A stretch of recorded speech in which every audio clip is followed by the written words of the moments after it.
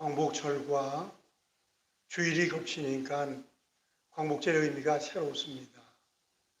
광복이 1945년도에 됐으니까요. 우리 교인들 가운데 어려서 광복의 기쁨을 경험한 사람들이 여럿 있다 하는 생각이 됩니다. 임종호 시인이 광복이라고 하는 시를 기록을 했는데, 그날은 처음 해가 동록에서 떠오르는 날, 닭이 회를 치던 날, 송아지가 꽁뚱꽁뚱 뛰는 날, 그날 우리 아기가 실컷 웃는 날, 그날 만세가 있었네. 하도 마음이 격해서 만세, 만만세를 외치기만 하였네. 그래, 이것이 시이기 때문에 그렇지, 시적인 안목 때문에 그렇다고 생각을 해요. 언제든지 해는 동쪽에서 씁니다. 그러나 유독히 그날만 동쪽에서 해가 환하게 뜨는 것 같고요. 또 닭이야 늘상 소리칠 때 확 날개를 올리지요. 언제든지 그런 거고요. 송아지는 우리에 있다가 나오면 펄떡펄떡 뛰게끔 되어 있습니다. 근데 그날만은 그 모든 것들이 새롭게 보여지는 그런 일입니다.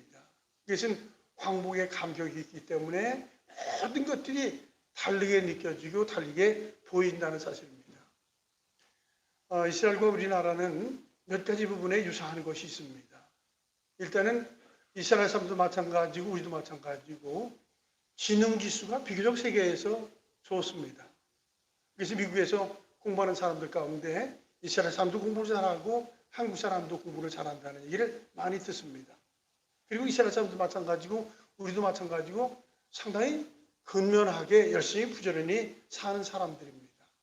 그런데 묘하게 이스라엘 민족도 마찬가지고 우리도 마찬가지고 외국에 의해서 압제를 당하기도 했어요. 뭐 떨어지는 민족들은 아닌데 그게 압제 삶을 살았다는 건 그 참 민족적 수치적인 일이지요. 우리 같은 경우는 일제 강점기를 35년 동안 지냈습니다. 그러나 이스라엘은 35년이 뭐예요? 애굽에서 무려 430년 동안 있었고요. 바벨론에서 70년 동안 있었고 로마의 속국으로 또 여러 해를 또 보냈습니다. 우리와 비교하지 못할 정도다가 그렇게 많은 어려움을 당했습니다. 이것이 이스라엘의 시대적 역사입니다. 이스라엘의 역사를 일반적 역사로 보지 않고 계시적 역사라고 보거든요. 그것은 죄의 포로 잡혀있는 그 고통, 그 어려움을 얘기하는 것이고요. 그리고 거기서 돌아오는 것. 근데 그들은 돌아올 때, 애굽에서 돌아올 때는 유월절이라고 얘기했어요. 이 넘어선다 하는 얘기, 유월절이라고 말을 썼고요. 그리고 바벨론에서 돌아오는 것을 부림절, 그것은 제비를 뽑다 하는 의미인데, 어쨌든 유월절이나 부림절이라는 것은 그 민족의 큰 축제적인 일이지요. 근데 우리는 1945년 8월 15일을 광복절로 불러요. 그걸 생각할 때마다 너무너무 감사하는 거예요. 광복절이라고 어떻게 그 명칭이 거기에 닿았을까? 생활설에서 묘하다는 생각입니다. 뭐 정식 명칭을 한다면은 독립일로 얘기할 수 있고요. 자주 독립이더라 그렇게 얘기할 수 있습니다. 근데 어떻게 광복이라고 얘기하는가? 광이라는 것은 빛 광자를 쓴 거고요. 복이라는 것은 회복한다는 거예요. 빛이 회복했다는 거예요. 너무 신령한 소리고요. 그 영적인 이야기입니다. 꼭 우리나라 역사가 계시 역사와 같이 똑같이 광복 안에 포함이 되어 있는 그걸 볼 수 있어요. 자, 오늘 이 시편 126편은 이스라엘민들이 바벨론에서 70년 동안 포로 생활하다가 돌아오는, 포로에서 귀환하면서 불려지는 그 노래입니다. 근데 돌아오면서 그들이 막 꿈을 꾸는 것 같이 그렇게 환상에 젖었다는 얘기예요. 1절 말씀 보면은요, 여호와께서 시온의 포로를 돌려보내실 때에 우리는 꿈꾸는 것 같았도다. 하나님께서 시온의 영광에 있는 그들을 바벨론에 있다가 돌려보내는 거예요. 돌려보내는데 막 오면서 그들이 꿈을 꾸는 것 같은 환상을 본 것 같았다는 얘기예요. 그렇지 않습니까? 우리들이 굉장히 소망하고 있는 것, 또 그것을 위해서 쭉 기도했고, 그것만 이루어졌으면 참 좋겠다 했는데, 오늘 그것이 이루어집니다. 이루어지면, 이게 진짜인가? 이 꿈을 꾸고 있는 건가? 그런 환상에 젖을 수가 있습니다. 이 지금 이스라엘 민족들이 그렇게 된 거예요. 70년의 긴 세월 동안 바벨론에서 그 고통을 당하다가 돌아오는데 막 환상을 보는 걸 꿈을 꾸는 것 같은 그런 겁니다. 그리고 그들이 잡혀가는 그 과정을 보면 참 안타깝습니다. 다른 것이 아니라 하나님을 등을 졌고 우상을 숭배했습니다. 그래서 돌아오게 되거든요. 사실은 그들이 그 안에서 하나님을 돌아선 것도 아니에요. 우상을 정죄한 것도 아니에요.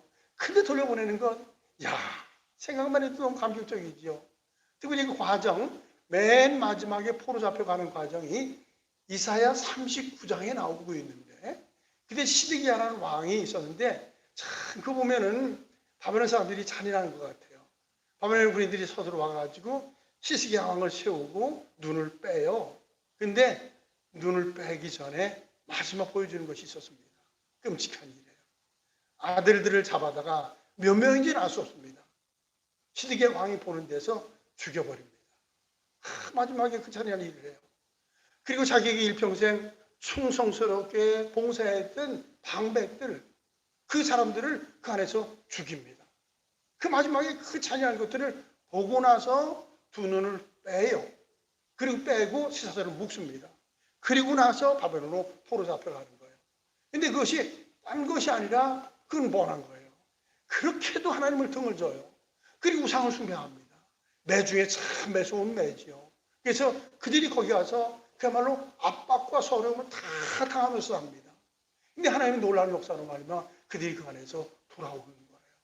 돌아오면서 야, 이게 진짜인가? 이 꿈을 꾸는 건가? 그런 감격이 있다는 얘기죠. 자, 그런데 이 사건은 진짜 말씀드린 대로 왕복과 이게 너무 유사한 거예요. 우리들이 예수님을 구주로 믿을 때 사죄의 은혜를 받습니다. 죄 용서를 받는데 너무너무 신비롭지요. 자기가 분명히 심각한 죄인이었는데 예수님이 자기 대점에 집에 가 돌아다니는 것이 믿어지는데 믿어지 제가 쭉 빠져나가요. 그때 이게 지금 이게 사실인가? 이 내가 어떤 환상을 보고 있는 건 아닌가? 그런 생각을 할 때 신비로운 일들이 일어납니다. 지금 이 사람들이 지금 그런 경험을 하는 거예요. 돌아오면서 야, 이 꿈속에서 이루어지는가? 하고서 주님을 높이며 찬양을 합니다. 그래요. 사람이 이 땅을 살면서 특별히 죄의 세력에 묶여져 있는 가는 것, 그처럼 고통스러운 게 없습니다. 죄의 사슬에 딱 잡히고 있을 때 그 묶여있는 것, 그 고통이 이루 말할 수 없어요. 얼마 전에 제가 제 친구와 같이 어떤 그 산 언저리를 갔던 적이 있었어요. 만나기 위해서 장소했던 그 장소에 우리가 먼저 갔었고, 제 아내와 제가 먼저 갔었고, 그리고 그 친구가 왔는데 문이 탁 열려지면서 개 두 마리가 팍 튀어내려오는 거예요. 근데 잃기 있는 개 있는 걸 알았죠. 조금 가다가면 송아지만한 개예요. 그 두 마리가 뭐 자유롭게 막 펄떡펄떡 막 뛰어다니는 거예요. 근데 한 놈은 말을 참 잘 듣는데 한 놈이 이상하게 말을 안 듣고 말썽을 피워 내가 봐도. 그랬더니 너 이리 와! 그랬더니 줄을 딱 매놓더라고요. 한 놈은 막 뛰어다니는 거야. 한 놈은 펄펄 뛰다가 줄에 딱 매가지고 목이지 매가지고 있으니까 뭐 이름이 고통스러워가지고 견딜 수가 없는 거야. 막 그 개가 이상한 소리를 막 내가지고 주인한테 사정을 해보기도 하고 뭐 항의를 하고 뭐 그런 것 같아. 제 느낌에. 어쨌든 견딜 수 없는 고통을 당하고 있는 그 모습. 자기 동료는 풀려서 막 뛰어다니고 있는데 자기는 매여있을 때 그 고통을 보면서 야, 그렇구나. 사람이 죄의 사슬에 매여있을 때 저렇게 힘들고 어려운고 고통스러운 거다 하는 것을 볼 수 있었습니다. 자, 그런데 다시 말해서 바벨론에서 돌아올 때 이들이 꿈꾸는 것 같은 해방의 기쁨을 누리는 것입니다. 우리 복음성 가운데 나 자유 얻었네, 우리 자유 얻었네, 주 말씀하시기를 주 사슬 끊겼네, 그 찬송 있잖아요. 아, 그 참 명 찬송이라고 생각을 합니다. 그래요. 예수 그리스도에서 교회의 사슬이 끊겨지는 그 순간에 우리 마음 가운데 자유가 있습니다. 그 자유로운 몸을 가지고 이 사람들이 돌아오면서 꿈을 꾸는 것 같다 감격적 찬양을 하고 있습니다. 자, 그러면서 이어지는 걸 보면요, 2절을 같이 한번 소리내 있죠. 시작. 그때 우리 입에는 웃음이 가득하고 우리 혀에는 찬양이 찼었도다. 그때 문나라 가운데에서 말하기를 여호와께서 그들을 위하여 큰 일을 행하셨다 하였도다. 자, 돌아오면서 그들이 입에는 웃음이 가득 차고 그에는 찬송이 차다는 거예요. 이건 배워서가 아니라 진짜 너무 감격적인 일이 있어서 막 얼굴이 환하게 밝아지는 것이고 찬송이 막 끊임없이 터져나가는 거예요. 너무 감격적인 사건이 있기 때문에 그런 것입니다. 이 자유라는 것은 이렇게 기쁨과 감격을 주는 것입니다. 이게 사실은 예수님 안에 이런 것들, 이게 신앙의 길을 걸어가는 거예요. 중복해 말씀드리지만 광보, 빛이 우리 가운데 들어온다. 우리 마음 가운데 예수님을 영접할 때 우리 마음에 있는 어둠들이 다 물어나요. 그리고 빛으로 가득히 채워지는 것, 그 얼마나 신비로운지 알아줍니다. 연세대학교 교훈은 요한복음 8장 32절입니다. 진리를 알지니 진리가 너희를 자유롭게 하리라. 야, 그거 교훈을 볼 때마다 연세대학교 학생들이 그 교훈이 가지고 있는 의미를 옳게 알고 있을까 하는 생각을 해요. 뭐 제 생각이지요. 그 교훈을 이렇게 해석하지 않을까 하는 생각을 해요. 진리를 학문으로 생각해가지고 학문이 깊어지면 사람의 마음 가운데 자유가 있으니까 열심히 공부하라. 그렇게 생각하는 학생들이 없지는 않을까. 그런 생각을 해요. 그러나 그것은 사실은 언더우드와 선교사들에 의해서 연세대에 세워진 거거든요. 그래서 요한복음 8장 32절 교훈을 한 거예요. 그 의미는 그겁니다. 진리는 예수님을 말하는 것입니다. 요한복음 14장 6절에 말하는 것처럼 내가 곧 길이요 진리요 생명이다 라고 말씀하는데 예수님을 말하는 것입니다. 그 얘기는 예수님 확실히 만나고 예수님 확실히 경험하게 되면 마음에 자유가 있다는, 이건 복음 중에 엄청난 복음이고요. 전도 중에 엄청난 전도가 되는 것입니다. 그래요. 똑같습니다. 오늘도 우리가 진리를 알고 진리를 경험하면 마음에 자유가 있습니다. 이게 바꿔서 생각할 수 있어요. 우리 마음 가운데 자유가 없다? 묶여지는 게 있다? 그럼 우리가 진정한 자유를 못 누린다는 얘기예요. 자유만 있으면, 아니 신정한 주님을 만나는 일이 있으면 마음에 큰 자유가 있습니다. 그래서 대학교 교훈을 생각하면서 일부러 동국대학교 홈페이지를 들어가 봤어요. 동국대 홈페이지를 들어가 봤더니 그 교훈이 제일 첫 번째 교훈에서 바뀌어지는 그런 과정이 나오더라고요. 제일 첫 번째는 교훈을 자비, 수심이라고 했고요. 그리고 그것을 다시 한번 바꿔가지고 섭심, 신실, 자비, 도세로 했고, 그리고 나중에 가서는 이게 이제 교훈이 조금 문제 있다고 그랬던 것 같아요. 그래서 교훈을 공부를 했더라고요. 홈페이지에 그런 얘기가 다 나와요. 근데 공부를 해가지고 모집을 해가지고 이걸 또 투표까지 했어요. 묘하더라고요. 그래가지고 결론이 되는 것이 뭔가 하면 지혜, 자비, 정진 뭐 그렇게 했어요. 자, 근데 이제 부처님의 지혜요, 부처님의 사랑이요, 그리고 그것을 가지고 정진하라. 그러다가 설명을 해주더라고요. 그래서 물론 불교 학교이기 때문에 그렇게 하겠다 하는 생각을 하면서 어쨌든 요한복음 8장 32절에 그 교훈은 특정한 대학의 문제가 아니구나. 이건 모든 인생의 문제구나. 정말로 진리를 알게 되면 진리가 우리를 자유롭게 합니다. 진리가 자유롭게 합니다. 이제 우리 모두도 예수님 안에서 진정한 자유, 진정한 광복을 얻으며 사는 은혜가 있기를 바랍니다. 자, 그러면서 여기 또 이어지는 말씀을 보십시오. 3절 보면 여호와께서 우리를 위하여 큰 일을 행하셨으니 우리는 기쁘도다. 우리의 포로를 남방의 시내에서 시내들 같이 돌려보내소서. 돌아오면서 너무 감격적인 거예요. 그러면서 그들이 한 것은 여호와께서 이미 큰 일을 우리에게 행하셨다는 사실입니다.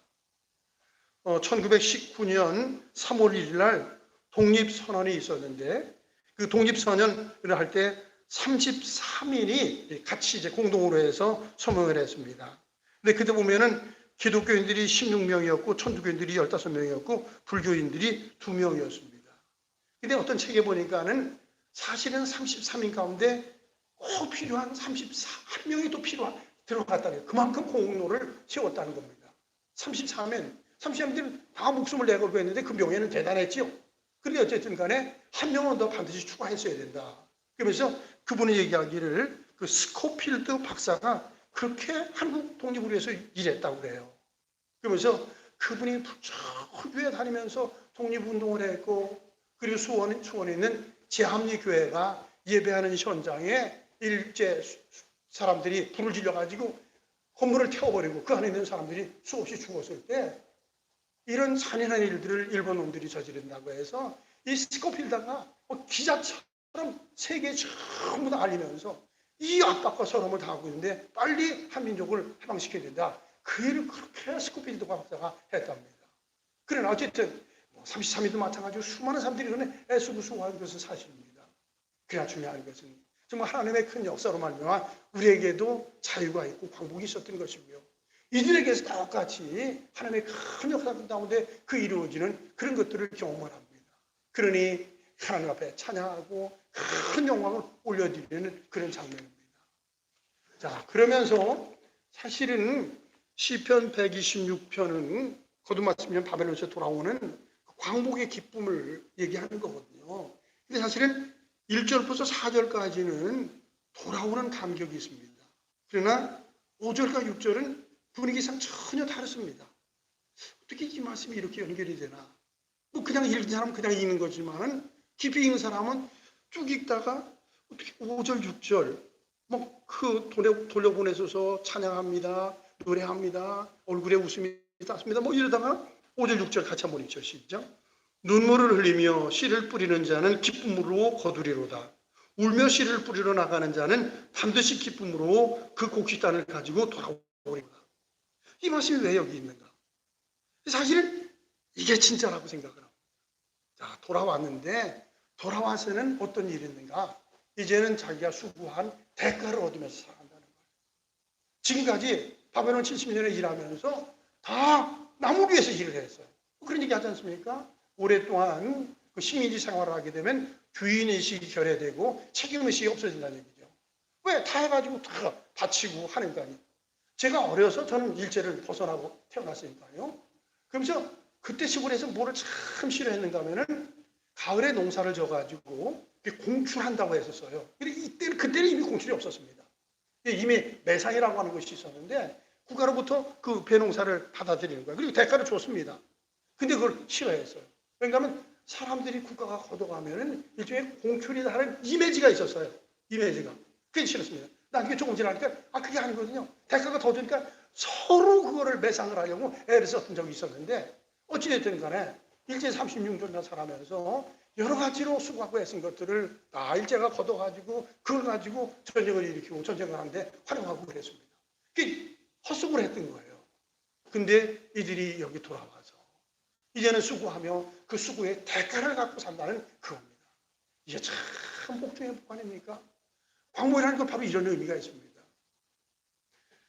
그 이상근 목사님의 글을 보니까는 광복에 대한 글에 자기 자신을 얘기하더라고요. 자기 자신은 1945년도에는 아주 의미 있는데 광복의 기쁨을 경험을 했고 또 그리고 그때의 목사 안수를 받았고 그리고 큰아들을 낳았다는 거예요. 그래서 모든 사람들이 광복은 의미가 있지만은 자기 자신에게 그런 여러 가지 의미가 있다. 그러면서 아주 오래전에 기록한 것 같은데 진정한 광복을 위해서 우리 민족이 4가지가 필요하다 하는 것을 얘기했어요. 그러면서 4가지는 제일 첫 번째 어떤 순간에도 정직해야 된다. 그러면서 정직은 사회 발전의 기초석이 되는 것이고 정직함이라는 것은 국가 발전의 기초석이 된다. 그러면서 그 정직은 각 개인이 인생을 더 튼튼하게 강하게 세워나가는 것 때문에 정직해야 된다. 그리고 2번째는 근면해야 된다. 물론 우리 민족도 잘 근면하고 성실한 사람들입니다. 그러나 누가 안 보는 데서는 대충이 아니라 그냥 늘상 자기 자신 앞에서 근면하게 성실하게 진실하게 살아가는 것, 그것이 광복을 맞이한 우리 민족에 꼭 필요한 자세다. 그리고 3번째는 준법 정신이 있어야 된다.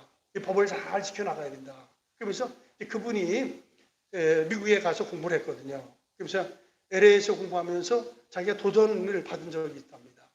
LA라는 것은 원래 사막지대인데 위에 큰 호수에서 물을 끌어내려오는 거거든요. 근데 거기 가서 공부하는데 가뭄이 계속 오래되더랍니다. 그랬더니 LA시 당국에서 시민들에게 요청을 하더래요. 오랫동안 가뭄이 오니까는 물이 전력을 합시다. 그리고 한번 쓴 물을 모아뒀다가 화장실 변기에 붓도록 그렇게 하십시오. 그리고 늘상 미국 사람들이 샤워 자주 하잖아요. 샤워를 매일 하지 말고 샤워를 줄여서 하십시오. 가난하지 마십시오. 라고 하는 권면을 하고, 그리고 잔디가 막 잘하는 건 좋지만은 그러나 가난한 물을 지켜줘 가지고 그냥 잔디가 근근히 자라도록 해주십시오 라고 했답니다. 그랬더니 놀랍게 지당국에서 딱 그렇게 하니까는 뭐 그걸 다 지켜나가더라는 거예요. 야, 그들이 가지는 준법 정신, 그리고 그분이 그래서 미국은 쉽게 망한다 해도 망하지 않는다. 그런 자체를 갖고 있는 그 모습을 보면서 참 튼튼한 나라다, 그런 걸 봤다는 거예요. 우리도 굉장히 성숙해진 나라 아닙니까? 이제는 여러 가지 뭐 OECD 10개국 안에 들어오니까는 우리야말로 이런 의식들이 참 필요하지 않나 하는 생각을 지금도 해요. 그러면서 네 번째 자세를 협조로 얘기했더라고요.